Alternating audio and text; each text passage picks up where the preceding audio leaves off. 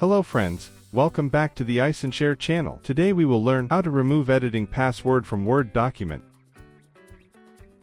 If you open a Word document, and it asks for the modified password, what can you do if you forgot the password? Just get the read-only version and cannot edit the content. What to do? iSunshare Word Unprotect Genius can help you remove the restricted editing password from Word files in simple clicks. After that, you can edit the content even if you do not have the restricting password. Get the software on your computer.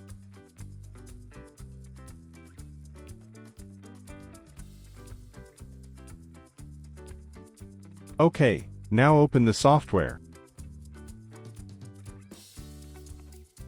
Click the Add button to add your restricted Word document.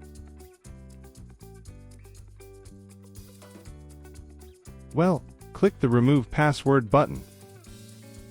Wow, the protected password is removed successfully. Now you can see an unprotected document copy in the same location. You can open it to edit the content freely. That's all for the video. I will see you in the next tutorial.